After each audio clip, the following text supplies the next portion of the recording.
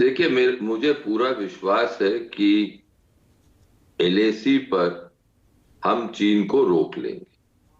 उसमें मुझे कोई शक नहीं है। हमारी सेना की तैनाती हो गई है और अब चीन जो भी हरकतें करेगा उसमें हमें उसको रोकने में हमें सफलता मिलेगी। हाँ, ये जरूर है कि पहले के मुताबिक अब हमें बहुत ज्यादा रिसोर्सेज वहां पर लगाने पड़ेंगे। ये रिसोर्सेज सैनिकों में भी और अपने धनराशि के भी हो।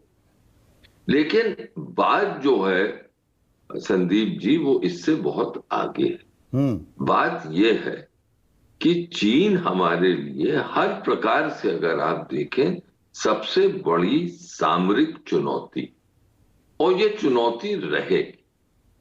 हम पूर्ण कोशिश कर लें, और मोदी जी की सरकार और पहले की सरकारों ने की है कि चीन के साथ एक प्रकार का समझौता हो जाए, अंडरस्टैंडिंग हो जाए। मनमोहन सिंह जी के जमाने में कहा जाता था देयर इज इनफ, चीन भी कहता था, हम भी कहते थे, there is enough space for both countries to grow. आप प्रधानमंत्री मोदी जी ने भी पूर्ण कोशिश करी चीन के साथ कि एक रिश्ते बेहतर हो। लेकिन 2020 के बाद ये साफ हो गया है कि जो भी 1990 की अंडरस्टैंडिंग्स थी, उस अंडरस्टैंडिंग्स को चीन ने तोड़ दिया। आज के दिन विदेश मंत्री जयशंकर बार बार कह रहे हैं कि भारत और चीन के रिश्ते तब तक सामान्य नहीं हो सकते जब तक कि बॉर्डर पे एलएसी पर सिचुएशन सामान्य नहीं हो। वो सिचुएशन सामान्य होने के कोई भी यानी एविडेंस हमें नहीं दिख। तो क्या इसकी चर्चा नहीं होनी चाहिए संसद में, देश की सबसे बड़ी पंचायत में इसकी चर्चा ना हो? देखिए, मैं एक दो शब्द कह दूं, फिर आपका जवाब जरूर दूं। मेरा मानना यह है कि ये वो वक्त है और ये चीन की चुनौती इतनी गंभीर है और इतनी लॉन्ग टर्म है कि इसमें आवश्यक है कि हमारा राजनीतिक वर्ग, हमारा सामरिक वर्ग और हमारा औद्योगिक वर्ग एकजुट के बातचीत करें। और यह जरूरी नहीं है कि ये बातचीत पब्लिक में। एक जमाना था जब राजनीतिक नेता के नुमाइंदे, जो उनके ट्रस्टेड लोग थे, वो आपस में बातचीत करते रहते थे और ये बड़े नेताओं की डायरेक्शंस पर होता था कि एक प्रकार से कंसेंसस बने कि इन मामलों पे कैसे आगे बढ़े। मुझे खुद याद है, अगर आप इजाजत दें तो मैं बताऊं, जब पाकिस्तान से 1997 में बातचीत का सिलसिला शुरू होना था, तो मैं तब उस जमाने में जॉइंट सेक्रेटरी था, पाकिस्तान का काम देखता था। गुजराल साहब विदेश मंत्री थे, देवेगौड़ा साहब की सरकार थी और थोड़े दिनों बाद वो चली गई और फिर गुजराल साहब प्रधानमंत्री बने।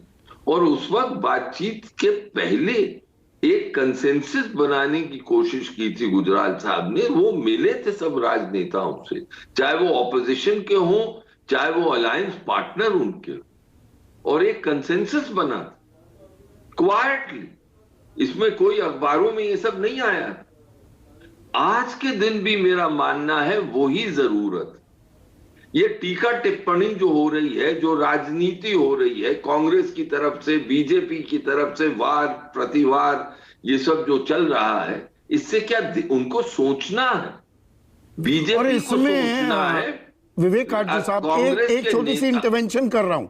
राजनीतिक सवाल मैं राजनीतिक मेहमानों से पूछूंगा, लेकिन जब हम चीन पर इकोनॉमिक सैंक्शंस, बहिष्कार वाले शब्द जब हम इस्तेमाल कर रहे थे गलवान के बाद, तस्वीर पलट पाई जाती है। जो ट्रेड डेफिसिट है, यानी कि हम उनसे आयात कितना कर रहे हैं, निर्यात कितना कर रहे हैं, वो फासला बढ़कर $73 बिलियन, $6.25 लाख करोड़ हो जाता है। हमारी डिपेंडेंसी, हमारी निर्भरता चीन पर और बढ़ रही है। हम चीन से और सामान मंगाए जा रहे हैं और कहने को चीन हमारा दुश्मन है और चीन के दांत खट्टे करने हैं और चीन को आइसोलेट करना है। तो संदीप जी, इसीलिए मैंने क्या शब्द इस्तेमाल किया कि हमारे राजनीतिक वर्ग, हमारा सामरिक वर्ग, और आप ध्यान दें हमारे औद्योगिक वर्ग को साथ मिलकर बातचीत करनी है, फैसले करने हैं कि देश के सामने इतनी बड़ी चुनौती है और ये देर तक चलेगी। मुझे वो जमाना याद है, बहुत मुझे पर्सनली बुरा लगता है, मुझे वो जमाना याद है जब चीन की पावर और हमारी पावर एक थी।